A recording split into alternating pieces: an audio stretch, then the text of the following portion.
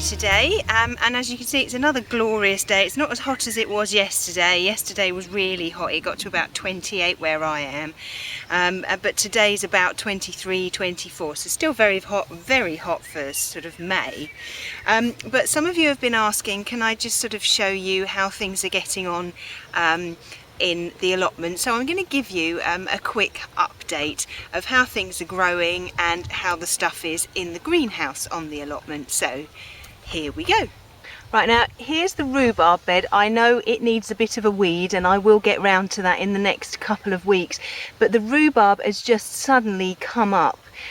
You'll see some flowers growing here. Now let me show you what to do with those.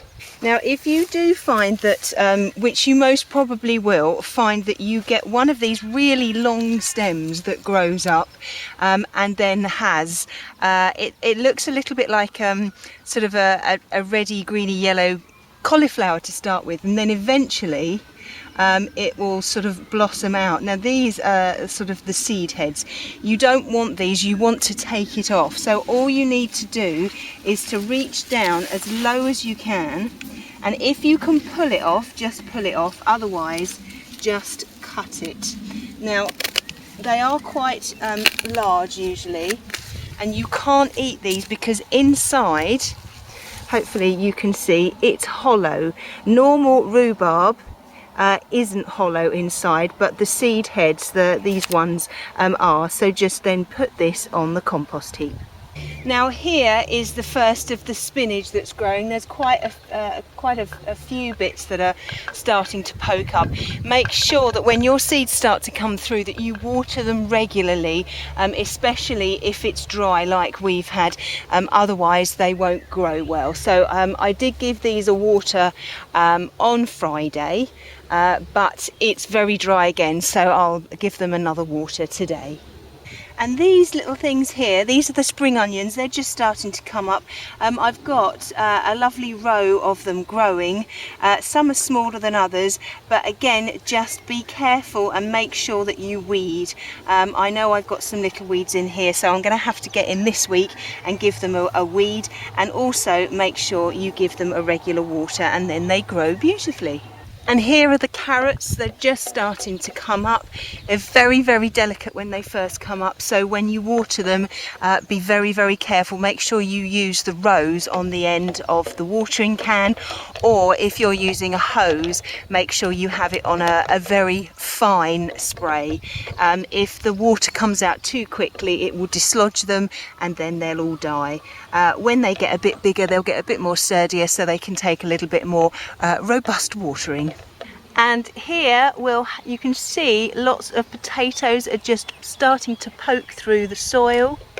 Over here, all of them, I think every single one has come up, which is absolutely brilliant.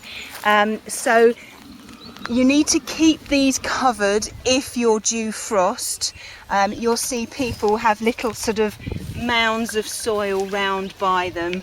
I may well get round to that this week, but looking at the weather forecast, it doesn't look like we're going to have any frosts, definitely not this week. But once all your frost has passed, then you can just leave them to grow straight up. Sometimes I do, sometimes I don't cover them. If the frost gets to the leaves, it will kill the leaves, they'll go brown, and then your potatoes below won't grow as well. And the asparagus bed, which again is going completely ballistic. There is loads over here that I need to harvest today. Some of the spears are thinner than others, but as long as they're a decent height, which a load of these are, they've just, over the weekend, they've just sort of doubled in size. None of these were ready to harvest on Friday, but loads of them are now. So if you are growing asparagus, you need to pick on a regular basis. I've got lots of strawberries in tyres. I've got another load next to this bed here on the left, and a load of them. You can see they're already starting to get flowers. In these tyres I've got just some normal soil, a little bit of chicken manure, and some horse manure, just a whole mixture of stuff, and some leaves as well, and they seem very, very happy in here. These ones at the front, the first two tyres, they've been in here, this is their second year, and the ones sort of from here upwards, this is their first year, so they seem to be very happy in the tyres. Just keep them watered. The tyres themselves will actually keep the soil nice and warm, so they do grow very, very well. And this is the globe artichokes in this bed here, and then down on the bottom here we've got the horseradish growing. There's a little bit there and there of red vein sorrel, which I sowed last year, which dies down over the winter and then comes back again. Now the globe artichokes, you may well be able to see that we have some already growing just there. There's a couple on there. There's one just behind this leaf here. There's another one. So they'll get really quite tall this year. I will be harvesting them this year. I never have before, because I usually leave them to get their beautiful sort of thistly, purpley flowers which attract the bees. But this year I will be harvesting them, so I will show you when I do that. Right, now we're in the greenhouse. I'm going to have to do this as handheld because space is a bit limited. So here we have got the brucale. They're still quite small, but I've only recently put them in here. So I'm going to give them about another month or so, I should think, until they go outside. And then, we've got some more brucale down here, and then down here I've got a load of cabbages. They are actually ready to go outside, but I haven't quite cleared enough space at the moment, so they're just going to have to stay in here just for a little bit longer, hopefully for another week or so, and then I can find space for them. But they're really good and robust little plants at the moment, which is absolutely fabulous.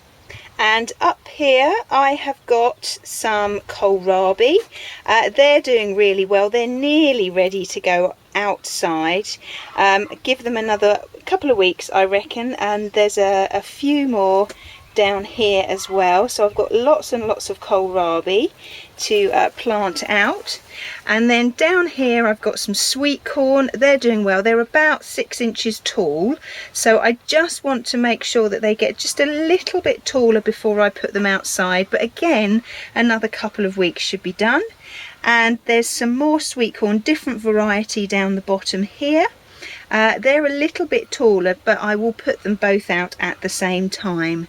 And finally we've got these ones here, and all the way down the bottom here, these are the broccoli. These are the Iron Man. These are doing very well as well, and I'm just going to keep these in just until I've cleared a space. So hopefully in about a week's time they can all go out as well. Right, well that's just a little update of how everything's getting on in the allotment. I have lots of beds still left to clear, so I suppose I'd better get on with some work. If I do anything else really interesting to show you, then I will film it, but hopefully I will see you in a bit. Right, now what I've got here are some beetroot, which I actually sowed fairly late last year. I left them in over the winter, which I don't actually usually do. Some of them have started to go to seed now, so what I'm going to start doing is I'm going to start digging them all up. I have dug some of them up, and some of them are actually too small, so I'm just going to stick those in the compost heap. But some of them are actually really quite nice sized ones, so I'm going to take these these home. Hopefully they won't be woody in the middle, but I will check, and I'll boil these up and I'll stick them in the freezer. So let's just dig a few more up and see what we've got. Now I'll get round this side. Push your fork in as far as you can go, This hasn't been dug since sort of last year, so it's actually the soil's a bit compact. Bring it back and let's see what is revealed. If they are too small, then we'll just discard them. But you know, if they are, oh my goodness me, fairly decent sized ones, then we'll keep them. I've actually got 2 rows here. They're fairly short rows. They're about 3 feet each. So I'll go along and I'll dig up and I'll show you what I've got in the end. Right, well I've been very busy this morning. I've filled 6 tyres full of Allotment strawberry plants. I've finished digging over a bed that I started last week, and I've nearly dug over another bed. I've also dug up all of the beetroot that I found as a bit of a surprise.